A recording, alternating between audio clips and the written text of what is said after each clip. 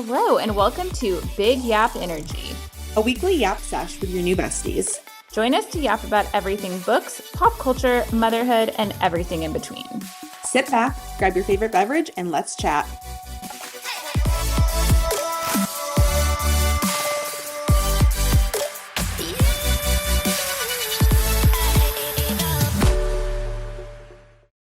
Hello, and welcome to Big Yap Energy. I'm Kailey. And I'm Neely, and guys, do we have a treat today? Kailey and I are about to fangirl because we are talking to Katherine Center. Katherine Center, the reigning queen of comfort reads.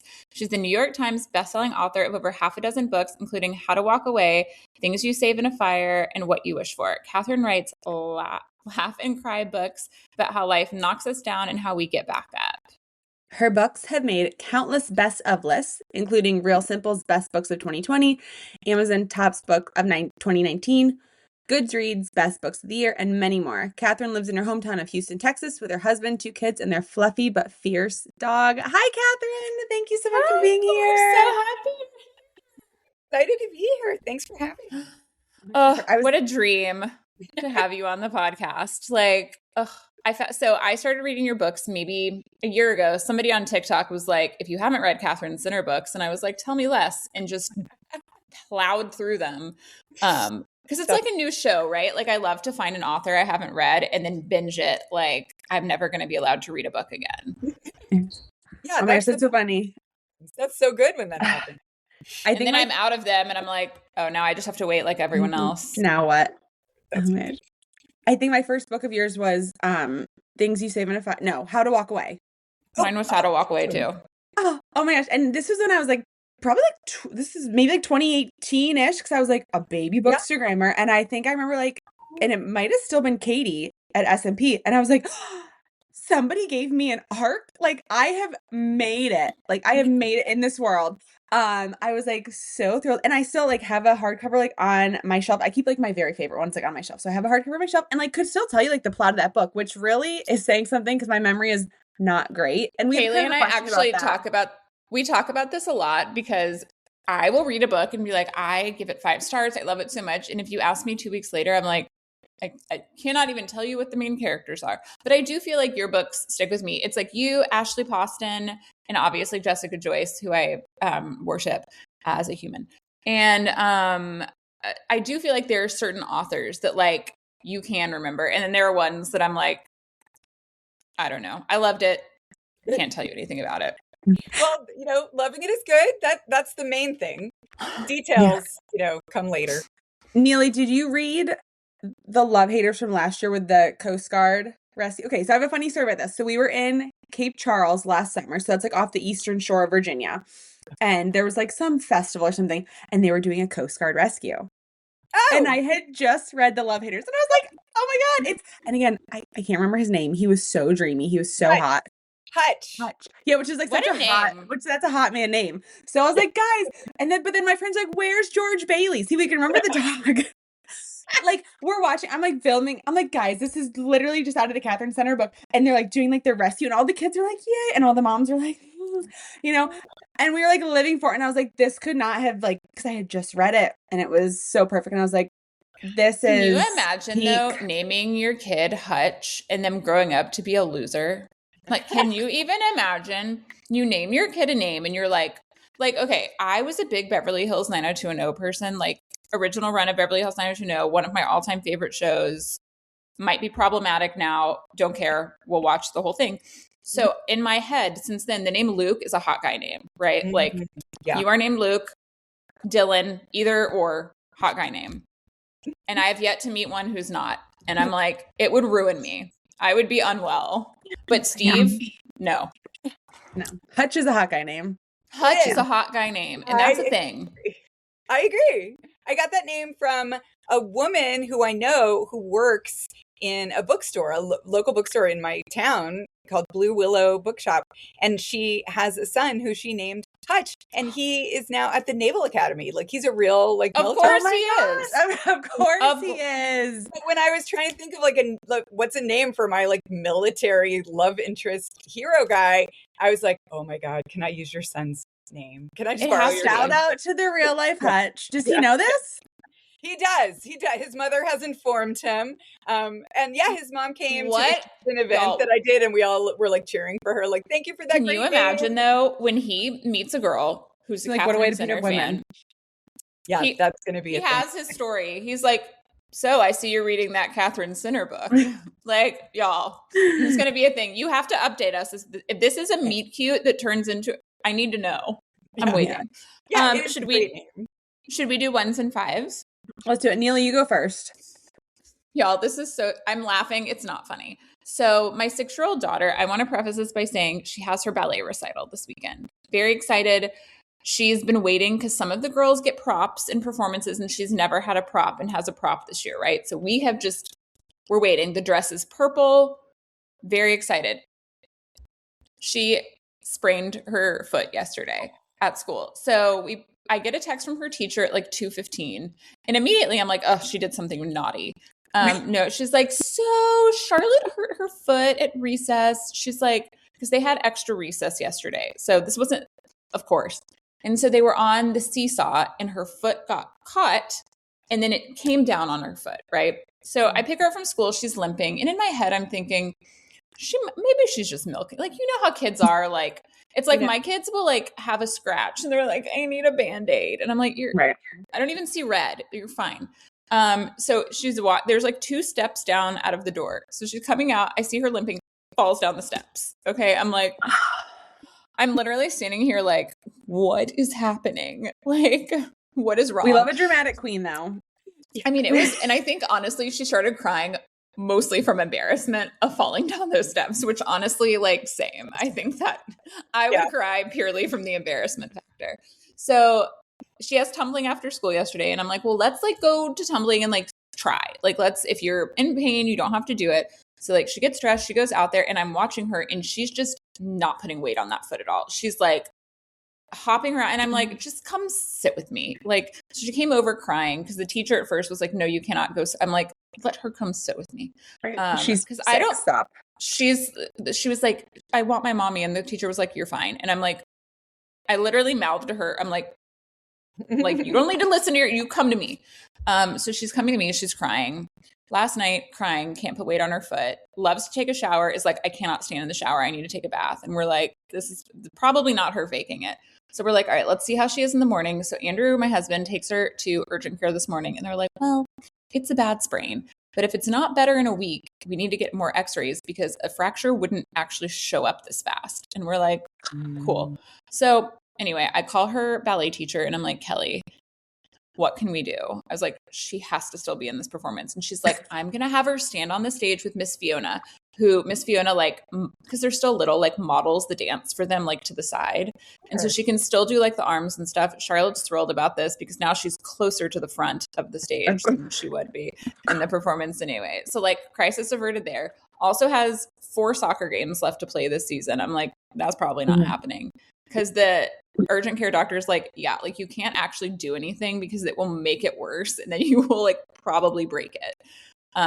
So anyway, all that to say, it's been a very dramatic 24 hours. She is at school. So now I'm just like waiting for the text. We had to order her a boot because they do not make them easily accessible for children that small. You can't just like go buy one. So it's overnighting. So she's just hobbling at school today. Asked if she could have a wheelchair. I'm like, I don't really feel like that is necessary.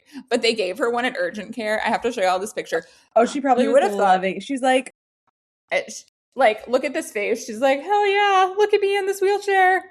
Oh my gosh. She's like living my best life in a wheelchair. I'm like, Dad, it's because there's a little girl in a wheelchair in her class and they're obsessed with her and obsessed with who gets to push her in the wheelchair every day. So I think she was like, I will get attention if I'm in a wheelchair. And I'm like, you're fine.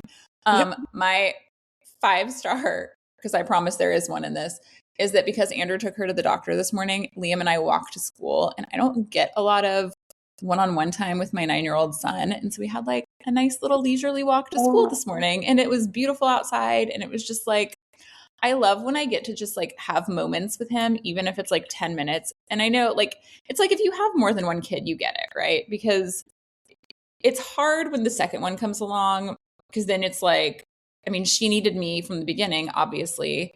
And so we almost kind of like each kid got a parent for so long that I feel like they just like default to that parent now out of like, habit. So it's fun that he and I got to do that. And like for some reason there was a baby boom in our neighborhood. We saw like 5 storks in people's yards. So we were just like, oh, babies. And then I was explaining that they were all not in fact twins. So those are my very long 1 and 5 stars. We're thriving. I'm just laughing because like you have a boy, so like he gravitates toward his dad. I have 2 girls, so like no, like I am the preferred parent. Dad Charlotte would be like would right quite next to him. literally. Catherine, do you have 2 boys or a girl and a boy? One of each. Okay, so mine are like Is dad your would boy be, like, the right oldest? next to them. Youngest. Yeah, big. So he's got a big sister teaching him about the world. Yeah. So Charlotte, having a big brother, would quite literally climb back inside me if given the option. Like if I'm gone, like I was working out this morning when they woke up. And so Andrew calls me, I'm driving home and he's like, she wants you. I'm like, I'm 5 minutes from the house. Like, yeah, I promise I'll be back. If one of us is not home, if I am not home at night, she will sleep with a photo album open to a picture of me. I've like gone to dinner, mind you. I'm not like really sweet.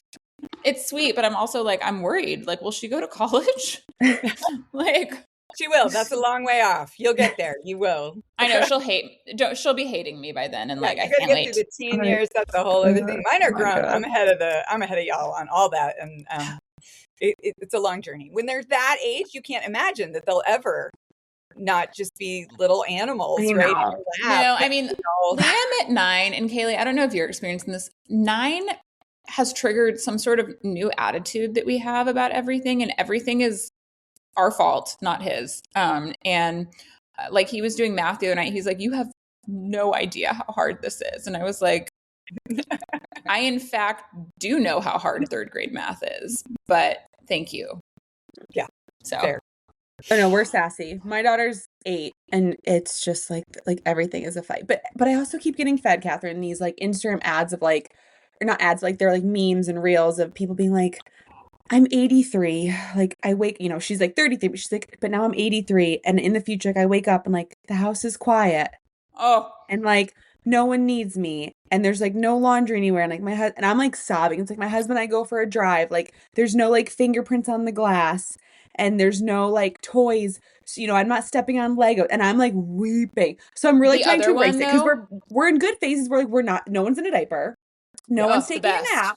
And they're, do you guys know the game Scat? Like the card game Scat? Like we're really obsessed with that right now. Like my kids can play like or like Uno or like different games. Like my kids, we can sit and play like games and like have conversations because they're like little people. They're not really like babies anymore. So I'm trying to really just be like, I actually do say our kids are about the same age, and I really do enjoy these ages. I think they're like equal parts sweet but still fun, and you can like they can stay up later if they need to, but they'll still go to bed early if you want them to. And so it's like a good sweet spot. But the one I am fed all the time is that you only get 18 summers. I'm like, so are you telling me after that 18th summer I'm never seeing them again? Because as I remember from being I actually feel like once I turned 18, I gravitated more towards my parents. I was like, I need you more now. Like, I talk to my mom every day. Like, I'm like, something has happened. I need to talk to you about it. I mean, every day. But the 18 summers, and then Andrew's like, yeah, and we've already had 9 of them with Lee. I'm like, can we do that? Breaks. Yeah. Okay, following up your 1s and 5s, we just recorded yesterday. So I was going to say, like, I'm kind of sore from, like, a long week of, like, workouts, but after, I can't follow up Charlotte's sprained foot. So, really, that's, like, half of a 1. My 5 is that it's Friday, so I'm really just riding that high. We don't have too much planned this weekend, which is always, like, so nice. You know how you're, like, you're getting old and you're like, I have no plans this weekend. Yeah, right? I live for it, and that was not be my journey for the next 6 weeks, so I'm jealous of you. Yeah, so we're just going to have, like, a chill weekend. And then, that is my 5. Catherine? What about you? Okay, so my 5 is maybe not very good. I mean, I try to think of something, and I will say that, okay, so, like, I've taken to making coffee with, like, one of those little funnel things where you, like, put your coffee in the funnel, and then you, like, do 1 cup at a time. Okay. And I really I'm just, like, a fan of coffee. Like, I'm not weird about it, but I just love, like, throughout the day, having something warm and lovely to drink. I'm the same. my one was that I'm so like I'm such a spacey person and I'm lost in my head a lot of the time and I'm bad at counting and I forget that I've done things. So like to fill up a full mug of like coffee, you have to do it twice. You have to pour twice to get it there. Okay. But sometimes I forget that I've already poured it. And so I've already done it twice. And then I go for a third time because I forgot about the second one. So yesterday I did this and like did my second pour and then left and then came back and it had like the coffee had overflowed and it had gone all over the place and it had like run into all the drawers and it was hardly a disaster. But it was just like when I try to think of like what's a one, because actually life is good, you know, like there's a lot. Yeah. I like to say in those moments, I'm like, sometimes I'll have like threes. You know what I mean? Like it's not like astoundingly great, but it's not bad. Like it's just like, you know, got a new mascara, solid 3. Yeah. It's great. Okay, reading. I am still reading the same book I was reading. Oh, wait, you were not done. Can I do my 5 though? Because I don't want to. I'm so sorry. I thought no, but I'm no. So I have 2 5s actually because yesterday I got to do 2 things. I got to print out my 2027 book, which is due next week on next Friday, a week from now. And I'm like almost done. I'm so close. And I got to the point where it was like time to print. And so I printed out. It's massive. It's like a whole ream of paper. And and it looks beautiful. And it's just always so fun to see it as an actual like thing like that exists. And then I'm just like, I can't believe I made this. Like this just happened.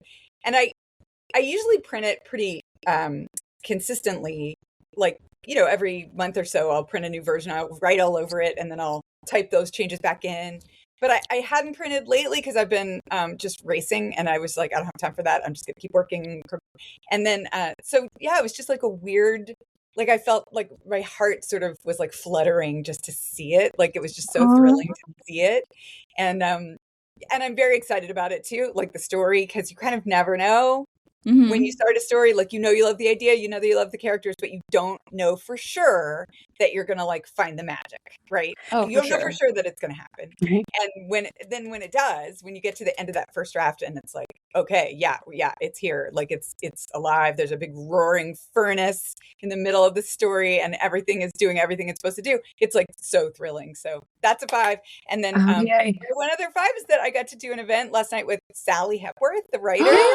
I'm like madly in love with Sally, and we have the same editor and the same publicist at St. Martin's. We both have Katie, and so I met her years ago, and she comes to my town every time she's on book tour. She comes through my hometown of Houston, and so I always try to like give her like the best welcome and get everybody I know to come and cheer for her. And we got to hang out, and it was just glorious. She's so hilarious, and she's such a brilliant writer, and I'm a massive fan. So it was a really fun night. Do you live in Houston? Yeah. Okay, I'm in Dallas, but my husband's family's in Houston, so we go to Houston all the time. Well, howdy. Yeah, they live kind of in the Memorial area of Houston. Yeah, sure. So yeah, this is where I'm from. Yeah, I'm coming to Dallas on book tour. If you want to come and see. When are you coming? God, that's a good question. In May. Late May. I can send you the info. I'm sorry I don't have it like at the tip of my Yes, please do. I would love to come. It's a month-long book tour. It's with the Dallas Museum of Art, and it's at a church that seats like 1,000 people. So there's plenty of room. Oh, that's awesome. Well, I love that. I will definitely come. That's so fun. I do think, I mean, that's one thing that is like kind of nice living in Dallas is I do feel like when authors go on book tours, we get a good amount. Like we get like Elsie Silver's coming at the end of May. I'm out of town for that. And of course, one of my friends is like doing the publicity for it. And she's like, hey, like if you want to come and meet Elsie, I'm like, yeah, I'm going to be out of town naturally. So, but yeah, we get a lot of good book tours here. So it's always really fun. Yes, I'm not reading anything different than I was yesterday, but I watched the NFL draft last night, which, as I talked about yesterday, is one of my favorite things to watch. I cry every time. So funny. I saw somebody today, they were talking about, they're like, I love that I'm crying over someone getting a job. And I'm like, truly, like, I'm just sitting here. And I think it's because like they're always with like their moms and their moms are so excited. And you know, that mom drove them to all those practices and like washed all those uniforms. So hard. And like, You know what I mean? And it's just like, as a Yeah. mom, I think that's where like I get emotional, is just like, as a mom, seeing your kid like dream actually come true. And then I'm gonna start crying now. And I just like, I don't know, there's just something about it that's like so special to watch. And also, as a huge Cowboys fan, we had two first round picks, and they actually like they selected a guy who's like ranked the number one pick in the draft. So like that was really exciting. We absolutely needed the defense. And then Andrew's making fun of me because he'll be like, they're just going to lose. And I'm like, just let me live in the moment for a little longer. So that was fun. That's what I watched. I meant to ask you, have you watched, that Kevin Costner movie, is it Draft Day? Yes, I watched it do you yesterday love it? afternoon. Yeah, I watch it every year on Draft Day. Oh my gosh. Have you seen it, Catherine? Oh, no, I've never even heard of it, actually. It's such a random, so and it'll be good. like on Netflix. Tony will turn it on, like, probably we watch like once a year, and I'm like, this again? He's like, oh, but like, and we always like forget kind of like what happens and like who at the end. It's so and, like, good. Kevin Costner, it's so like, it's such a sleeper hit. And I end Jennifer up, Garner's in it. It's adorable. It is kind of heartwarming. Like you said, like Kevin Costner's such like a badass, and you're just like watching I will him. watch anything he is in. Oh, anything. ditto. I don't know. He is one of those ones, like when Robert Redford died, it was like this, like I was like very emotional about it, because there are just certain actor men to me that like stand the test of time. And if you've ever, this is like very niche, but if you've ever seen the Robert Redford movie Up Close and Personal with Michelle Pfeiffer, which I think is like, y'all, she's a news reporter. Have y'all not seen this movie? She's a news reporter. He's a producer. Oh my God. This came out, I think, in 96 or it's 96 or 97. 96. Oh my God, dead. Yes. I can vividly remember one of my friends and I going to see it because it was like one of the only PG-13 movies playing at the mall. And we're like, okay, like we'll go see this. We were obsessed. We would rent it all the time when it came out at Blockbuster. And it is like it's like a romance, but it's also like, if you like comfort newsroom, but it's like newsroom type stuff. And I like love a good like fast-paced newsroom story. So anyway, it's very much a like workplace romance. I have to think about it in trope, but like he's a little older and like more seasoned and like her mentor, and then they fall. So it's Robert Redford, so it's just like, and he to me just like just didn't age ever. So I just look at him like, you're perfect. Anyway. Yeah. He's a dream. He's a classic. He's my mother's favorite. I know. I love how I was like 12 and I was like, Robert Redford, and my grandmother was like, same. Like, she's like, get in line. I'm that way though, because I'm that way about Jimmy Stewart. Like, I just have like a massive, massive thing for Jimmy Stewart. Like, to the point where I'm just like, is there a way for me to travel in time and go inside the celluloid of these old movies, and like, or can he come to us? Like, what do I need to do? And especially in It's a Wonderful Life. I mean, that is a heartwarming movie for many reasons. But the real thing about that movie is it's like the craziest love story. Like the way that he has such charisma, like, and he just knows how to swoon over a lady. Like, he is phenomenal. But also, like, I like with the whole Robert Redford thing, or like with Jimmy Stewart, it's like now I feel like I'm 42, so I'm like getting to an age where like so many. I mean, like recently, like James Van Der Beek, like guys, I'm like not okay with actors that are near-ish my age dying, but also ones that I just like had a crush on. And then I look at people's ages and I'm like, I don't know, like Paul Rudd, you're like up there. I'm not up there. I mean, he's like in his 50s, but like Leonardo DiCaprio, who I'm like, no, because in my head, they're like 20. Yes. Yeah. I have aged. Still, like, they have 8. Not. Right. Oh, I'm like, no, I'm still like I'm a teen mom, basically. I said that to Sadie yesterday. I'm like, I'm just a 27-year-old mom. I'm 42. And those are conversations you will have more and more with your kids, where you're like, okay, I know this guy looks old and terrible now, but he used to be super hot. In the case of Paul Rudd, who I think has only gotten better looking with age, much like Noah Wyle, who I'm like, I look at stuff from him on ER and I'm like, no, you're actually hotter on the pit than you were ever on ER. And but Paul Rudd absolutely drank the blood of children to like achieve this aging, Benjamin Button style aging. Kailey, are you reading anything since yesterday, or are you still on your ACOTAR game? I actually finished ACOTAR 3 last night, which I think that's Mist and Fury. But actually, in preparation for this episode, I finished The Shippers. And oh my gosh, Cooper is like my new man.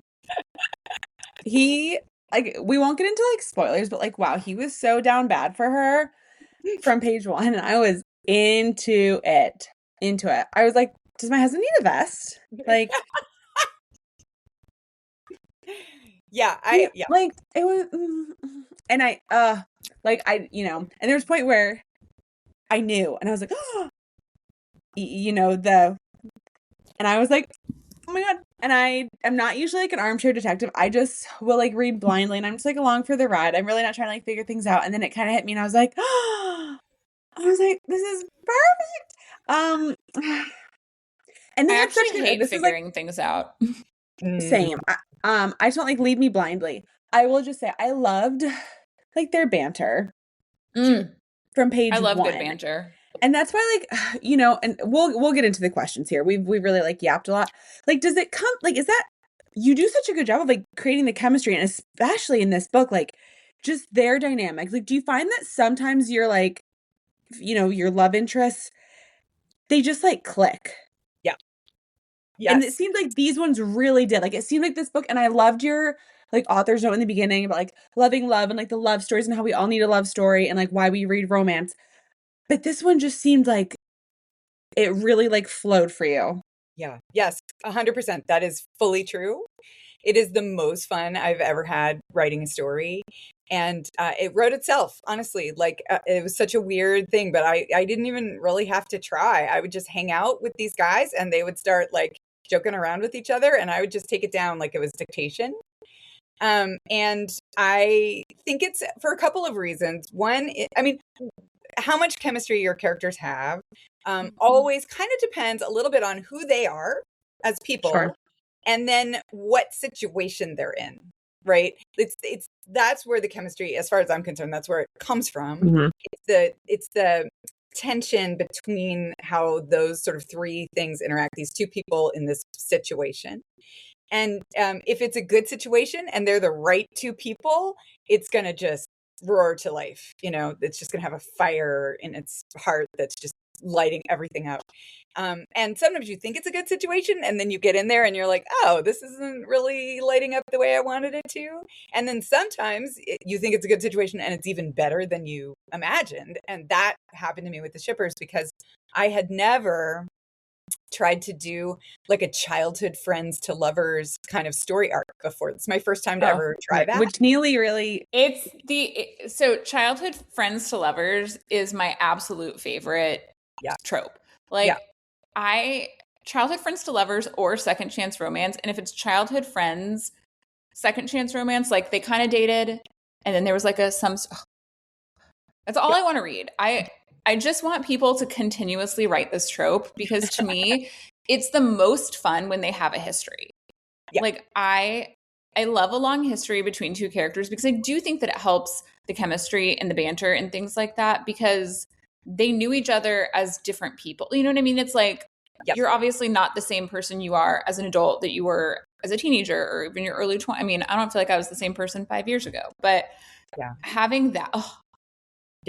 And you did so well, because it was like, again, you're like, I know, like I wrote a good book, but like, it's just I think even like childhood friends to lovers, I think can be hard, because sometimes, unless you're doing like sometimes people will do flashbacks and then you can kind of like see them, or like, you do two different, like they're younger and then they're older, but like, gosh, you just like effortlessly like woven like all the inside jokes and the nicknames and like the anecdotes, and it just came so like naturally. So I felt that like, I was like, oh, I totally get this. And like, you could see it and like their relationship, even though you're on a cruise ship for what, like 7, it was a very short time that they're 8 days that they're like together. But like, oh my gosh, like I felt like you had their history. So like, you were rooting for them and you were like, yes, like this just like works. And like, he's always been there for her. I was like, he was so swoony. Yeah. He was so swoony. I think one of the things about childhood friends to lovers that I loved, that was unexpected for me, was that, when you're bringing two people and they're meeting for the first time, there's a certain set of steps that they have to go through just to get to know each other, right? Just to go from stranger to person of interest. Because you can't have insta love. Like, you have to have something. And that's my favorite part. I mean, honestly, like there are some, like if you read a how to write a romance novel, like book, like a how-to book, they will frequently tell you that these characters need to have sex at the midpoint, But for me, that's not the way I like it to be structured, because I always want to leave any sort of, and you know, my books are pretty PG-13 because my husband is a middle school teacher and his kids all read my books. But but whatever the most glorious sort of declaration of love, physical interaction, smooching, whatever it's going to be, moment, the sort of grand finale of the journey, I really want that to come at the end, because I don't want the best stuff to happen in the middle, because then I'm like, we're done, guys. Like, okay, we're good to go. Like, end scene. Right. Well, yeah, and Katherine, so I want to wait. And my favorite part of any love story is that slow anticipation of the moment when they finally figure it out and fling themselves into each other's arms.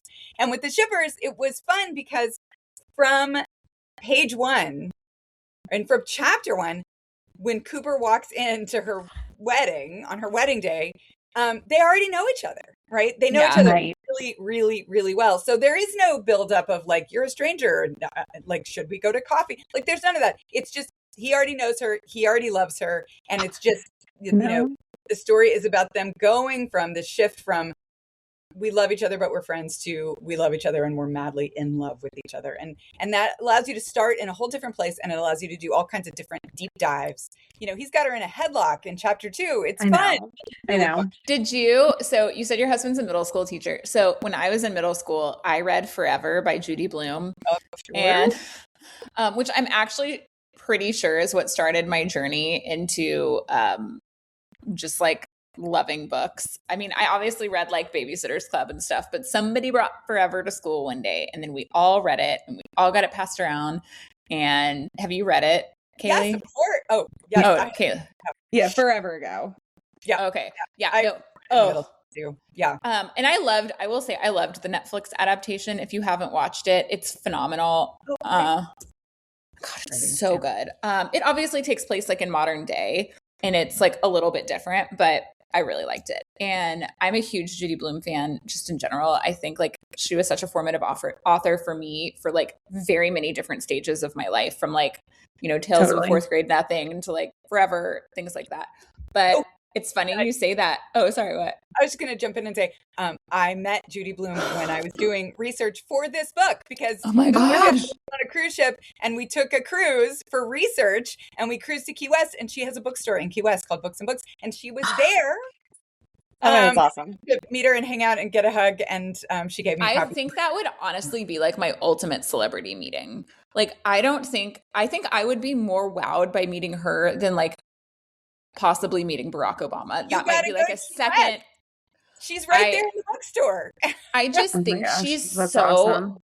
like, she is so like, for really most women, I think she was just such a part of your life. And even for me, like more so than stuff like the Babysitter's Club, because I remember learning so much from her. I mean, I was 12. I absolutely should not have been reading Forever. Like, my child will not read Forever when she's 12, maybe 15. Like, I think that's a good book when you're in high school, necessary. I had no idea what a hand job was when I read Forever. I remember being like, why is she doing that? Like, better to learn that from Judy Blume than from the internet or some like, I mean, for sure. Right. But I mean, I remember like we treated that book like it was porn. Like we passed that book around like you would have thought that we were passing around like erotica. Okay. And there's like 2 scenes where it's like sexual. I mean, we straight up, but I remember it being so important for me because, I mean, this is not a spoiler, guys. This book was written in the 70s, but the end of the book, like she decides like to break up with her high school boyfriend and like starts dating this older guy and like explores college stuff. And I feel like that's like really important for girls to read, that like your life will not end if this thing happens. Like, because so much of that age in high school, and I have a friend who has a daughter graduating high school, and like everything is like the most important thing right now. And that's how it is. But it's like, but it's not. And I think for me reading that early, I was able to like go through high school understanding this is not like there's more. Like more stuff happens later. So long-winded way of saying, and I cannot believe you met Judy Blume. Oh my God. It was very exciting. I would die. What are you reading, Katherine? You were going to tell us about a book. So, okay. I just read The Other Bennett Sister. Oh. Which do you guys have you heard about this one? It's I have. it basically takes it's a Pride and Prejudice sort of spin-off, and it's very Austen-esque. Like if you like Jane Austen, it feels like Jane Austen. It's got like really, really good sort of Jane Austen energy.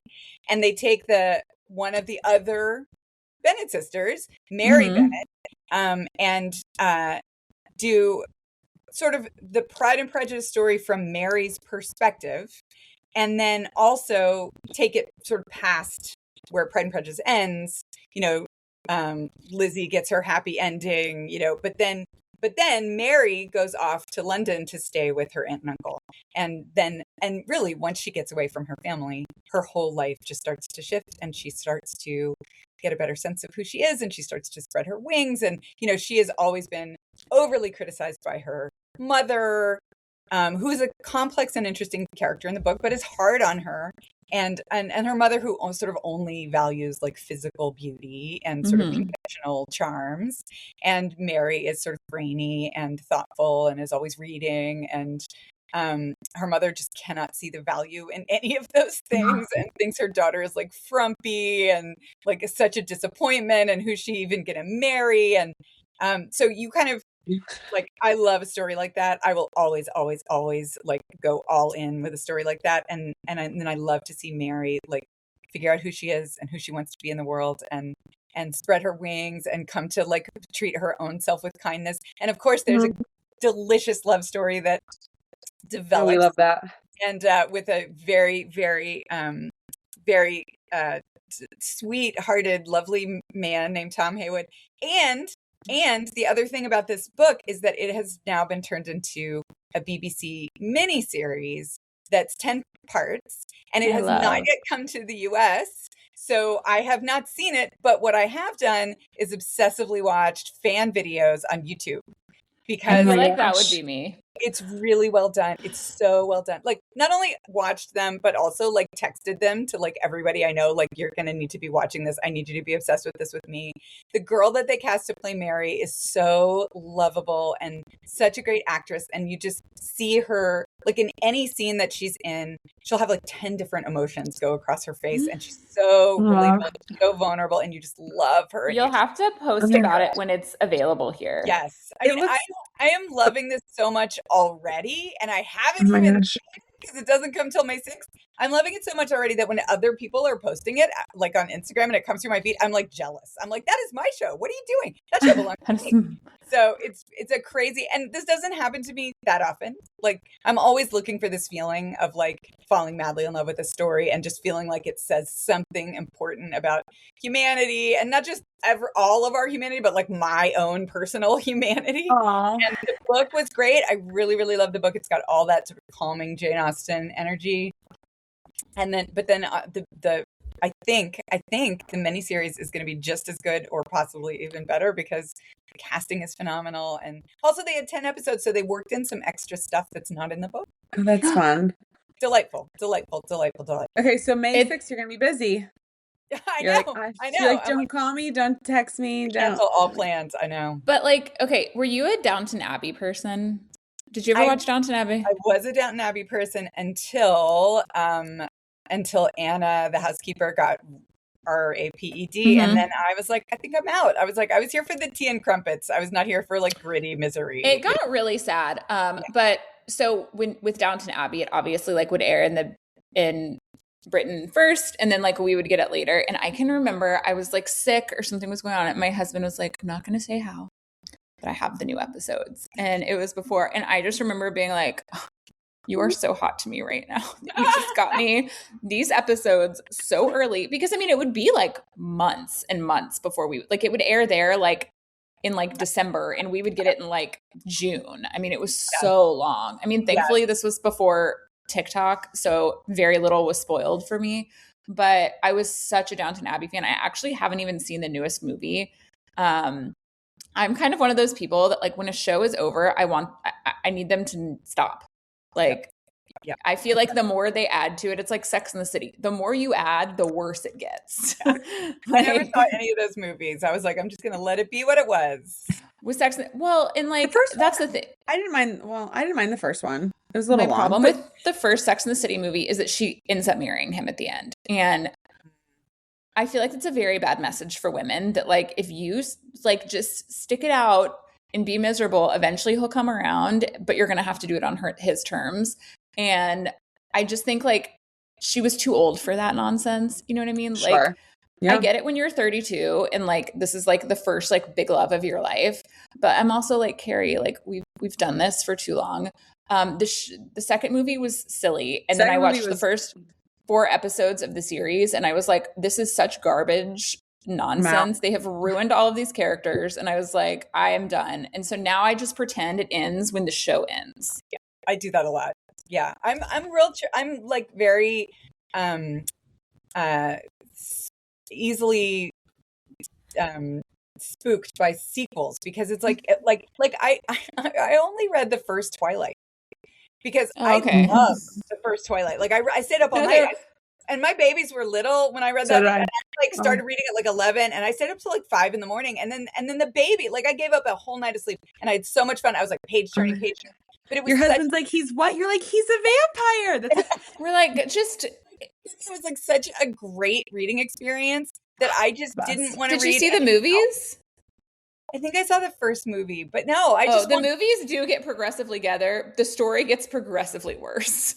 Like the story in the movies, to me, like the quality of the movie gets better. The storyline is so nonsensical that like sometimes I was not a Twilight person, but like a perfect little nugget of an experience, and I don't want anything. You know, like I never read the Bridget Jones books that came along later where she kills off Mr. Like no, I stick to the original Bridget Jones is the only one I will do. I will not watch. I will not read. Bridget Jones' Diary is the only movie that exists because I agree with you. And I didn't realize this about myself. I too am like, you made the perfect thing. You can stop there. Right. But I think that like as a culture, and I mean, I feel like this is a very relevant topic because this happens with books. It's like, we love something so much that we're like, we feel like we as in a culture feels like we deserve more of it. And like, I loved Normal People, both the show and the book. I thought they were phenomenal. I was like, please, as much as I would love more of these characters, like don't ruin it. Like this is how it's supposed to end. Like certain things like that, like don't have a happily ever after. And like, as much as I love a happily ever after, like that's not going to be it. And we have to just like, we have to stop sequeling everything. Also, we have not even started the interview. We have got to do. It's fine. Well, yeah, go for it. Okay, Katherine. Because you're up first. Yes. Okay. So, The Shippers is coming out. Oh, wait, nope. I've skipped a question. That's yours. All right. We want to know your backstory. You don't have to, we don't need like the whole, but like just kind of like your backstory into how you got into writing, basically. Like what was going on? Yeah, so I got started when I was in the 6th grade. I wrote my first novel when I was in 6th grade, and it was fan fiction about the 1980s boy band Duran Duran. I am obsessed with this. And I was very dorky in the 6th grade and very miserable, and I had, braces and bad hair and no fashion. Same. Abilities. Yeah. And I was so bad that I was the middle child of 3 girls, and my older sister staged an intervention with my mom, and she was like, you have got to take her to the mall for a makeover. She is bringing down the entire family. Like I was the Mary Bennett of our family. Like I was the Jane Austen sister who was ruining my other sister's chances. Oh my gosh. And so like I was very miserable at that age, and I was so hard on myself. So I just spent all day making lists of my flaws and areas for self-improvement. But I was very lucky because I had 2 best friends who were also awkward and miserable, and we got this idea that we should write novels about meeting the guys in this band, and we should cast ourselves as the main characters of the novels. And so as one does, we spent 6th grade with our little notebooks and those little like click pens that have like 4 different colors in them. Love, And yep. we each wrote a separate novel, and then starring ourselves, but including each other very politely as secondary characters.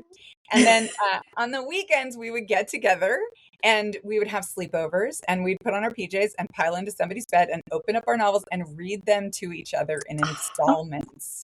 And it was like this. misery, but like those stories, writing them, listening to them, finding out what's going on in my friends' stories, all of it, the whole experience of that was just bliss for me. And that was the moment when I was like doomed to want to be a writer, because I got totally hooked on all of this sort of mad, insane joy of creating those stories. And it was like I so badly needed encouragement at that age, and I so badly needed like a feeling of hope about the future. And it was kind of genius. Like, as bad as those stories were, I don't know how we did it, but we made these fictional versions of these world famous rockers who could say all the kind and encouraging things to us that we really needed to hear but refused to say to ourselves. And we kind of rescued ourselves that year with these stories. And so I will honestly tell you that even though I no longer write stories about Duran Duran, I think on some very basic level, I'm still trying to do the same thing. I mean, I'm still using stories for the exact same reason. I'm trying to make us all laugh and give us something to look forward to and lift us all up, right? And give us all a feeling of hope. So it's kind of, it has changed. My abilities have changed, but like the motivation, the connection of what I love about stories has not changed at all. Well, I feel like mission accomplished. You know, definitely. As I came in here, be like, oh my gosh, Cooper, like drooling over the and Hutch, like these fictional men. We talked a little bit about the shippers, but can you give us your elevator pitch for that if people have not heard of it? Yeah. The log line for the shippers is she wants him to help her woo someone else. Brilliant, foolproof, can't go wrong. And basically, our main character, Jojo, ropes in her childhood best friend while she's on a cruise ship for her sister's destination wedding into being her wingman while she tries to catch a different guy. And Cooper kind of does his best to help her, but there are many, many shenanigans. And I don't think it's a spoiler to say that Jojo and Cooper wind up falling madly for each other. That's just something to look forward to. But I love a shenanigan, so that's perfect. We do, yeah. Yeah, many shenanigans. There were some good ones. All right. How do you feel like you've grown or changed as an author? Just like, obviously, probably a lot from the Duran Duran days, but like, since you started writing, have you evolved from the Duran Duran days? But no, from like really starting to like publish. I mean, yes, it's been, I'm 1,000 years old. I'm like the great grandma of rom-coms. I've been doing this a long time. And so I've learned a lot. When I first started, there was not even a category of books called rom-coms. That wasn't even a thing we said about books. We only said it about movies. And there were not really a lot of options. There was like romance, if you were writing novels. And then there was like women's fiction. And the category that I sort of wound up in early on, we called it women's fiction with strong romantic elements, which was like a terrible category. I mean, that doesn't have any appeal. So slowly over time, the industry kind of caught up with the thing that I was trying to do. I just wanted to write romantic comedies. I wanted to be like the Nora Ephron of novels, basically. Yeah. And so that's what I just kind of kept doing. And eventually the world caught up, and now it's like a thing, right? Now they're like, people write rom-coms all the time. That's a common thing. But I will say that all of my training, because I have a master's in fiction writing, I have a bachelor's in English from Vassar College, and I wrote a creative thesis when I was in college that was a novella. But all of my training is very literary. Like the schools that I went to were very literary. Nobody was talking about how to write romance at all. And so, over the years, I've just had to kind of figure out how could I use all these tools that I got from this literary education, but use them to create like the sweetest, swooniest, most uplifting love stories. But also I am kind of literary in certain ways. Like I'm very genre in other ways. I like rom-coms are my favorite stories to read. They are my favorite kind of story to consume. I read a lot of literary fiction as like a younger person, but I will say that as a grown up, left to my own devices, the only thing I want to read is love stories. That's all I want to do. It's same. Right? But We were talking about this yesterday too. Mm-hmm. Yeah, but I'll say I do have like in real life, in my own actual life, I am funny, right? Like I like comedy, like in real life, and my husband and I, like our main sort of thing that we do together is just crack each other up. Like that's our really in the Venn diagram of our lives together. Like we have two totally separate interests, and the one place where we overlap is we are both funny and we love to crack each other up. That's what we do. Other people golf, you know? And so I am funny in real life, but I also have like a very strong antenna for like the heartache of it all, right? And the bittersweetness of it all. And I love poetry and I love a lot of things. And so I've tried to find this way to kind of combine those two genuine interests, or those two genuine sensibilities. So like the stories that I write are kind of bittersweet comedies, you know, like I'm hoping I want to make you laugh for sure, but I also want to make you cry a little bit somewhere along the way if I can, or at least get a little teary-eyed. I want to kind of break your heart a little bit. I don't want to leave you there. By the end, we will all be okay. That's like a total guarantee, a Katherine Center guarantee. Like I will never like run the main character over with a bus in the final chapter of a story. Just like Crash the Plane in like the first chapter. At the start. Yeah, 100%, right? Because I like stories about how things get better. I'm interested in how things get better. And yes, in life, there's lots of times when things get worse. I think the literary world has that covered. They don't need me for that. But I like to write stories about how we bounce back from things, right? How we go through hard things and come out better versions of ourselves on the other side. That's what I'm interested in. And I want to write stories that let people sort of examine that, how that happens in human life. So yeah, that's what I do. And I think I've evolved over time because I've gotten clearer and clearer about what it is that I love in stories and what it is that I, as a human, want to write about, who I want to be in the world, and the kind of people that I want to sort of highlight in the world. And then I've gotten slowly better and better at like creating all of that for other people to sort of jump into and enjoy. I don't like being sad at the end of books too. Like I don't want, I mean, I'm not saying I won't be. Like there are occasions where I will read a book knowing I might be sad, but for the most part, like if I'm going to pick up a book, like we're talking yesterday about how like with the way that the world is right now and just really the past like lot of years, books are an escape. It's like my husband loves scary movies. I don't want to be scared. Like I want to watch a rom-com. I want to watch a reality TV show where people are getting drunk and being ridiculous. Like that's it. I just want to be enjoying my media. You know, I can jump in on that though and say I do think that books are an escape and should be, and a nourishing break from all the misery and the struggle and all the, you know, like adult life, right? Like once you've got kids and you're married and you're an adult, you are worrying about your kids, you're worrying about your pets, you're worrying about your parents, you're worrying about yourself and your friends and your siblings. I mean, it's just, I never really anticipated how much like crackly static of worry was going to just pervade adult life, right? And I want, when I've got like a precious Saturday afternoon and I can curl up with a hot cup of tea and a fuzzy blanket, I want to read something that is going to make me feel better and that's going to like not make any of that stuff worse. But I will also, there's a really, really great Nora Ephron quote that I love that goes through my head all the time, where she says, reading is escape and the opposite of escape. And I do think that a great story pulls you into that story and pulls you out of your own life, but it also like connects you with your humanity in some other profound way, or shifts your perspective, and takes you on this journey. But then when you come back, you're kind of changed, right? Your perspective has been shifted, or your understanding of people or your empathy has been deepened. And so I think that stories are not, even stories that feel like escape, if they're done well, if they're good, complicated, interesting stories, they make you a better person, right? They make your life better. They enrich your understanding of human interactions. And so I think even if it's fun, that doesn't necessarily mean it's like cotton candy, because their stories are good for you and they're nourishing, and especially love stories. And I could go on for like 10 hours on this, but especially love stories.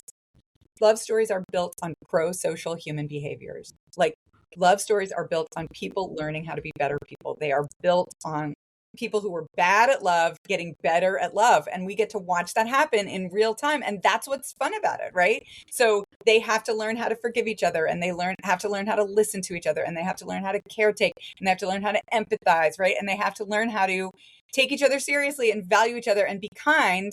And as they are getting better at doing all of these essential sort of best parts of humanity things, we're reading those stories and we're empathizing with those people, and we're getting better at those things too. Right. So, I mean, like I go on book tour and I see my readers, my romance readers who are coming to all these events, and I'm getting like 1,000 hugs and it's like the best thing ever. But I'm like, romance readers are literally the best people, because they are, with every book that they read, they're getting better at love, right? Every single time. So I think that love stories have a very important cultural value at a time in the world when we're all being really mean to each other. And I just think everybody should be reading love stories. Sorry, I had many things. Oh no, it made me think of the fact that, so I love the movie Love Story from like forever ago, which again, not a spoiler, guys, this movie's been out for a minute, but it's not a happy ending by any stretch. And spoiler, she dies. And to be fair, the first sentence of the movie is he is voicing over, this is a love story, like he tells you she's going to die. And I remember watching it with one of my friends in high school, and she was like, I can't believe you let me watch this. I was like, it told you in the beginning what was going to happen. Like the spoiler was given to you from jump. I mean, it's still a wonderful, beautiful, incredible movie that gives you one of the like most quotable lines ever, which is love means never having to say you're sorry. That's where it came from. If you've never seen it, Kailey, cannot recommend it. No, I'm like, is this the one from the 1970s? Yeah. Mm-hmm. Yeah. Oh wow. Okay. I was like, I have not seen this. It is, I mean, and I truly, like, my mom and I have this, my parents were like big movie people. So my formative movie knowledge was like way too old for me. And I've just seen a lot of movies that like probably a lot of people my age have not seen. But I will stand by the fact that I think Ali McGraw is like one of the most beautiful women to ever like be on a screen in a movie. But like, it's so not like an obvious beauty. Like it's just like, I love that movie so much. But I can remember when the first time I saw it, I was like, girls aren't allowed to go to Harvard. Like my biggest takeaway from that movie was that like she was at Radcliffe College, which is like the girl version of Harvard then. And I'm like, we're really like, girls haven't been allowed at Harvard for like that long. Yeah. Like this is it's like wild. And that was my biggest takeaway from that movie. I just would like everyone to know that the feminist in me was like, that's crazy. Like, wild. Oh, okay. Sorry. No, that's okay. About that. Yeah, I digress. Well, Katherine, you kind of started talking about this, but how would you, the romance genre is so full. How do you continue to differentiate yourself as an author? Oh, that's a fun question. I don't know that I think about it in that way. Like, I just want to write the best stories that I possibly can. And the way that I do that, like the way that I make that happen is I have to make sure that whatever it is that I'm deciding to write about is something that my own inner reader would really, really like to read about, and so I think that the only compass you can really find when you're writing is your own, right? It has to come from like an internal place about like, what do you really like? And I actually think one of the ways that I've gotten better as a writer over all these decades has been to really pay attention to what I love as a reader. Mm-hmm. And so I pay attention to like certain situations, certain types of moments that happen between characters, like do it for me, right? Just get me, just grab me by the heart and shake it around. And others, not so much, right? And so I try to really, really pay attention. I have lists, if I notice something in a book I'm reading or, a K-drama I'm watching or something that I'm doing, I will write it down 50% of the time and like try and remember that you loved this. Remember that this kept you all night. This situation, like you could not go to sleep because you needed to find out what was going to happen because this situation is compelling to you. Not all situations are compelling. Yeah. So for me, everybody's different. We've all kind of got our sweet spots. Yeah.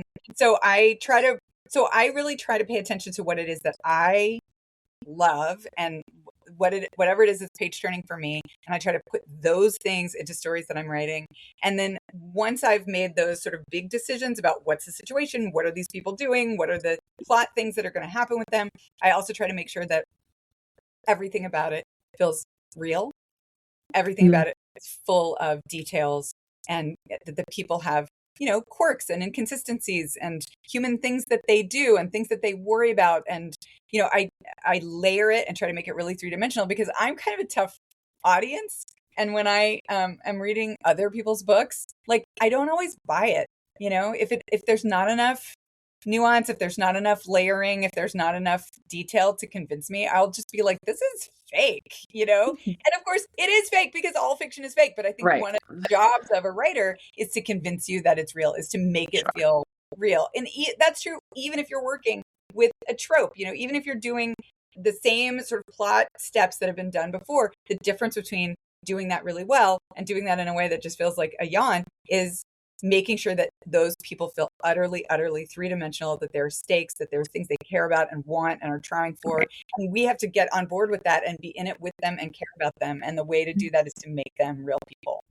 And you have to like root for them, right? Like you don't want to read a book where you're like, you want to root for the people that you're reading. As a reader, like, I want to connect with somebody in the book to be able to empathize with them or I just think that's really important. And you do an incredible job of that. Well, I think that some people don't care about that as much. I really care about that. That's like the essential thing for me. Like, if I cannot root for a set of characters, if I can't empathize with them, if I don't care about them and feel like in some way kind of like merged with them, where like they're me and I'm them, and we need to have this happen for ourselves together, I will get bored and wander off.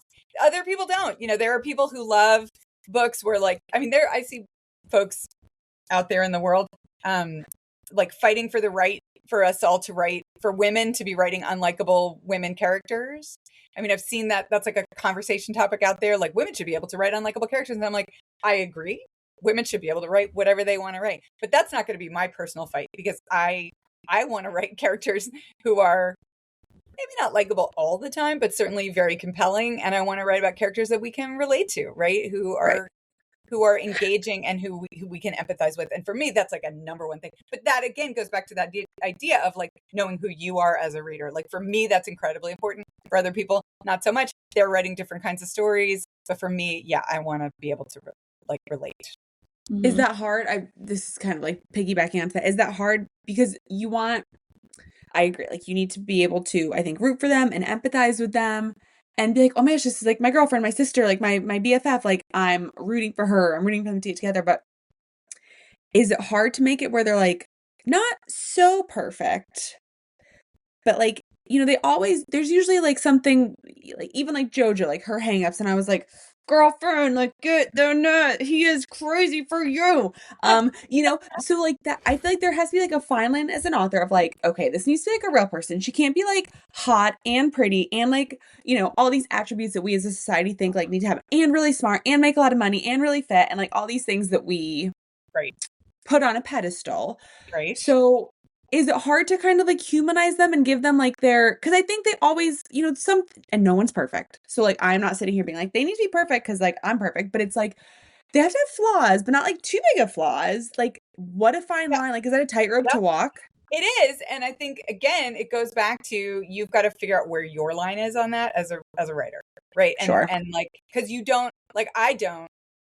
And I think about this actually more with like love interest sort of men, like, I love a growth arc on a man. I love to see them sort of starting out. Yeah. My book that really comes to mind for this one is, I wrote this book, The Rom-Commers, and there's the sort of love interest guy in that story is Charlie Yates. He's a writer. And when Emma, who's a wannabe writer, first meets Charlie Yates, he's totally dismissive of her in every possible way, right? Mm-hmm. And he's insulting. And he's like kind of, is he the recluse? Is this, he's like kind of shut off? Yes. Okay. Yes. I read that one too.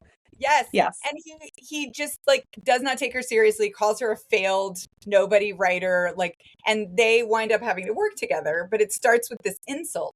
And the question is, is he like, he needs to be bad. We need to be legitimately irritated with him, and we need to be legitimately like, this guy's a douche. But also, he can't be irredeemable, right? He can't be irredeemable. And so where is that line? And my line on that is not necessarily the same as everybody else's. There were people who started reading the rom-commers, felt that Charlie was totally irredeemable, and quit reading, right? And said, I'm done. Like, this guy can never be redeemed. And I can't do anything about that, right? Like, all I can do is a story that works for me. But for those of us who stayed with Charlie, we got a very lovely redemption arc where we got to see him like eat his words, regret his choices, be changed by the glory of love, you know, and it was very fun. But yeah, you don't know. I mean, all you can do, right? Again, the only guide for that is to follow your own compass of like, okay, for me, this is not too far. This is just that makes sense. enough to make us kind of mad at him, but not too mad at him, so that we can stick with the love story. Because in a love story, you need to be rooting for both of them, and you need to be rooting for them to be with each other. So they do have to grow and change, but you don't want them to be so awful that nobody cares, right? It's tricky. Right. Yeah, no, that's it must be a fine line to like, and you know, a challenge, but it makes sense what you're saying, that it's like, this is not a big enough ick for me. So all you can do is like do your own version of whatever that is. Sure. Yeah, no, that makes sense. Okay. Tell us what it's been like having your books adapted. We know The Bodyguard's coming out, and you have some other one. Like, tell us about that. This is always fun to hear about. I've had two books already that have been adapted into movies, and that's been completely fun and glorious. And I have one more that's in the works right now. So the first book was called The Lost Husband. It got turned into a movie in 2020. It stars Josh Duhamel. Did you get to meet him? I did get to meet him. He was so handsome that I forgot how to talk. That's basically what happened. I believe it. Rose and lost all language. But he was very nice. They put him in a pearl snap Western shirt, which was a good decision. He's great in the movie. He's phenomenal. And they filmed it, and then it was supposed to come out in April of 2020, which you may recall was when all the theaters in America closed their doors. And so they just released it on streaming services, and not even ones you've heard of, just off-brand streaming services. And I was like, oh, well, there goes that. Like, nobody's ever going to see this movie. But I completely underestimated how bored and lonely and freaked out and isolated everybody was going to be the summer of 2020. People found it, started watching it, told their friends to watch it. It started selling like hotcakes. Netflix heard about it, and they bought it to put on Netflix. And it went onto Netflix in August of 2020, and it shot to #1 the very next day. It was #1 on Netflix for like 3 days. We were so excited. We were like drinking champagne. Oh my gosh. Yeah. But it wound up in their top 25 movies for the year.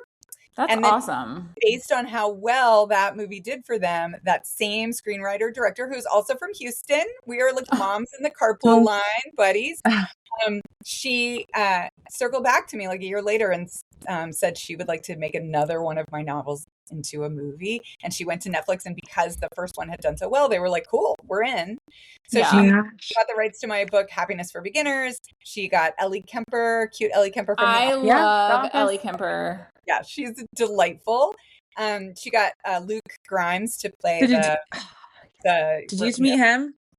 I did. I got a side hug from Luke Grimes right here. I was like a big Yellowstone fan, so I'm just like, when I saw he was cast in that, I was like, oh, like, yeah, he's adorable. Casting. Big brown eyes. He was just so sweet. He's very good at the longing gaze. Oh my gosh. So that happened, and that came out in 2023, and it was gloriously awesome because there were all these people who had not seen the movie. I mean, not read the book the first time around, like people who missed it. It came out in 2015, right? And I had not ever had the New York Times list at that point. People did not necessarily know who I was. So it brought all these new people back to the book. So that was that's awesome. And now my book, The Bodyguard, is being adapted. And this is with Netflix, and this is a totally different directing, screenwriting situation from the last two, but it's going to star Jared Padalecki. I know. Very I saw millennial that. coded. Like the millennials, I feel like are going to come out for this one. The millennials are so happy. Yes, Like, Leighton Meester is yes. Jared and Leighton Meester, and then Andy McDowell is going to be the mom. I love her. Yeah, she's phenomenal, and I did get to go to the set Oh. in March and hang out a little bit and see everybody, and it was totally glorious, and they were so sweet. And I just want to state for the record that Jared Padalecki is such a nice guy, and his wife Jen, they're the nicest people. And We just don't like Dean. It's not that we don't like Jared. We're just I'm just not a Dean fan. There's like mixed feelings on Dean. I know that he is maybe a this is very redemption attractive story for him. and he's a very attractive man and looks like probably a wonderful human. Dean is not. Yeah, he's a wonderful human, and he's actually a Texan. Like, he's from San Antonio, and he lives in Austin. And of course, the character, Jack Stapleton, in the book is a famous Texas. Another hot guy name. I just want to throw that out there. You can't be named Jack Stapleton. Mm-hmm. So it's so funny. When I was reading it, I was like, not to be confused with the Whitney Houston bodyguard. Like, this is a different story. The bodyguard title was not the working title when I was writing it. The title that I had for it when I was writing it was "You Can't Make This Up." But then when I turned it in, the team at my publishing house was like, "We think you should call it The Bodyguard." And I was like the Whitney Houston movie? And they were like, "That was so long ago. Nobody's going to talk about that." And then it came out, and like review after review was like, Katherine Center has reimagined the 1990s. You're like, I did not. I wasn't even thinking about the Whitney Houston classic. But it's all good. And now it's becoming a movie, and we've had to switch the title because you can't call it The Bodyguard. There's already an iconic bodyguard out there. So it's going to be called Guarding Stars. I saw that because it was like at the bottom of, because I was like Googling to see when it would come out, and they were like at the note, do not confuse this with the reports of, the Whitney Houston film. But I was like, you could never. Two different worlds. Two different animals, guys. And I will say, Jared Padalecki, I just want to give a shout out to the Padaleckis. They're such nice people. And when I got to the set, I got to bring my adorable, very feisty, still crushing it out there every day, 85-year-old mom. And she came on. We walked onto the set, and it was at the end of like a long day of filming, and we were on the Stapleton Ranch, and we walked in. We had flown all the way from Texas straight to the airport, and then driven out to this ranch. And they paused the filming because we had shown up, and Jared Padalecki turned around and he saw my mom, who he had already met at an event in Austin before. He saw my mom, and he just went, "Did it just get brighter in here?" And then he went over and he gave her this massive bear hug. And I just saw my mom smiling and looking so happy. And I was like, Jared Padalecki, I love you. Thank you for being sweet to my cute mom. Like, this is the best. I love. As the middle three girls, I am always in competition for who is the favorite child on any given day. And I was like, I have to be ahead today. Like today it's me. Yeah, I'm winning today. Oh my gosh. Lots going on for you, like the shippers coming, the adaptations. You briefly talked about this in the beginning, and I had wanted to ask you because I kept seeing, on your Instagram story, I love like the color coded like blocks of like, this is what I've done for, then like the 2027 novel. And you, again, just like your enthusiasm was coming through because you're like, I am so excited. And like you said in the beginning, you were like, you don't necessarily know how everything will come together, but like when it works, it's like when it's working, it's working. Yeah. Can you tell us anything about your 2027 novel? Not yet, actually, because I haven't even showed it to my editor yet. I turn it in a week. And so I'm going to make sure she likes it before I really commit to everything. I think she will. Because there's so much magic in the story already. I'm very excited about it. But yes, it's a crazy time because I've been sort of January to May, I'm always frantically writing. That's the time when I'm like cocooning. And when people ask me to come and do stuff, I try not to do more than like one thing a month between January and May. I'm just like, I gotta work. But I'm going to turn that in next week on Friday. And then 2 weeks later, I'm going to go on book tour for the shippers for a month. I'm going to go. So I'll start May 14th and I'll go all the way through the middle of June. And it's like a different city every night. So it's really like busy and exciting and fun. And there's tons of like air travel, which knock on wood will be fine. And then I'll come back and I will, and while I'm away, my editor will be reading the brand new book. Okay.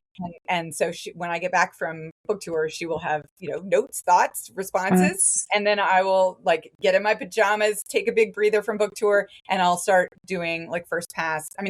I'll be doing edits, like just looking at edits of like, what are her thoughts? And she's such a great editor because she, the way she approaches it all is she already loves my stories. We're starting from that place of like, she's already excited and she knows she's going to love it. Yeah. She's like, and so it's like the way that she edits is to be like, I loved this character. I'd love to see more of this person. Or like, I didn't fully understand why these two people were mad. Or like, but it's really thoughtful, sort of deep reader, like a reader who really paid attention kind of commentary. And so she feels, I've been with her a long time and she just feels like such a great partner because she kind of helps you get this perspective on what you've done that you can't have because you're so close to it. And she kind of helps you sort of see it from the bird's eye view. And so, yeah, that'll be this summer. But yeah, it's so exciting and it's been really, really fun. All of That's awesome. Okay, well, we'll just keep our eyes peeled to see if we like whenever we can. More to come. We're auto readers, so like, I'll be reading it. She could be no like, matter "This what. is about like a turtle in the," and I'd be like, And "Okay, well, Kailey it's and I Katherine are Center." like, we're there. Like, I as soon believe as it. on I believe NetGalley, she's gonna make it do it. She's gonna make it happen. I immediately go to my email. I'm like, "Hey, Katie, can I have a widget, please?" I will say, like, I am delighted with the story. Like, I did not. There's so much that's happening that I didn't really see coming, and there's so much fun stuff going on between the people, and I just. Yeah, I'm just delighted. There's always a little bit of surprise there when you're getting to the end where you're like, oh, this is working. Like, I'm so excited that it's working. Oh my gosh. Okay, well, I'm like very excited. You really keep it under lock and key, but I'm happy that you feel so good about it. Like, that's got to be a great feeling. Yeah, I cannot wait to turn it in. I think my editor's just going to gobble it down like a macaroon. So one thing we love to end with before we do our rapid fire this and that is that we love to know, what are you yapping about? Is it, a new book you've read, a new show, a new perfume, a place you've been, a restaurant? What are you calling your bestie and telling her about? Oh my God. It's the other Bennett sister. It's the only conversation that I can have. I'm sorry, but like, I don't want to talk about anything else. I need everyone I love to get obsessed with this with me and be desperately waiting. I mean, that's just where I am. Have you read Strangers by Belle Burton? Because I was like that about Strangers for like 2 solid weeks. No, but I'm writing it down. It's nonfiction. It's not happy. It's not happy, but it's just really fascinating. In fact, while we've been recording, one of my best friends she's just finished it and she just texted me. She's like, and this is not a spoiler, but she's like, I really want him to eat glass. And I'm like, valid. But it's the true story of the woman who's writing it. And then she also did an interview with Oprah, which I found very interesting. I miss Oprah on my TV. Just need to put that out there to the world.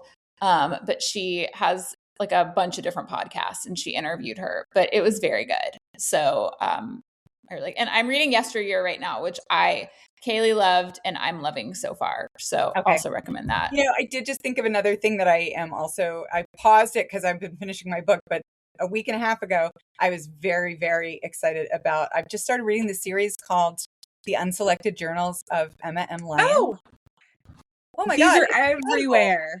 Yes. You know what? So, yeah. That seems like a very Katherine Center, like, they're very adorable. like cozy and sweet, right?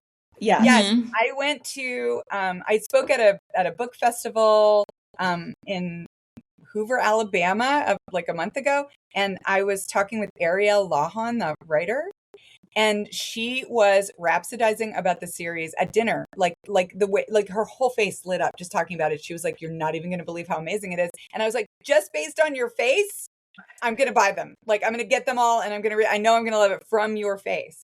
And yeah, I'm like 3 or 4 books in, and she just might be the sweetest, cutest, most delightful narrator in all of literature. I mean, she's so cute. I love it. That's what I've heard. That everyone is like really great, beyond obsessed with this series if they start it. Yeah. So I'm going to get back to it. Once I get my book turned in, I'm going to go feast on the rest of it. Oh my gosh, love.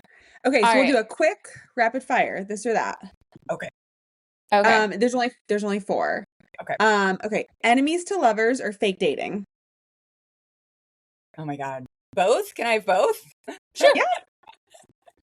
All right. He falls first or only one bed? Only one bed, always, 100%. Okay. The book or the movie? The book. I gotta go with the book. Always. And this is a pick your praise. So we're getting a little more on the closed door side of things. Open door side. What am I talking? Open door. It's Guys, a little spicy. I've had 3 coffees. You'd think I'd have it together. Okay, good girl or look at me. Good girl. Right. Same. Neely's like, you passed the test. I mean, you just can't beat it. I'm sorry. I love a good girl. I want somebody to root for. I want a good girl. Hopefully a downtrodden good girl. That's my favorite. Right? Like, good girl. Mm-hmm.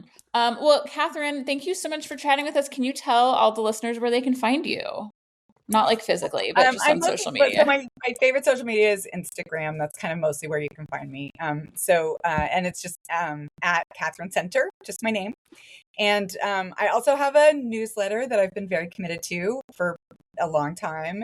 And I love it because there's no, Mark Zuckerberg in between us, or there's no algorithm to fight. It's literally coming from my computer to your computer. And if you reply to my email, I will get it in my inbox and we can go back and forth. It's very direct.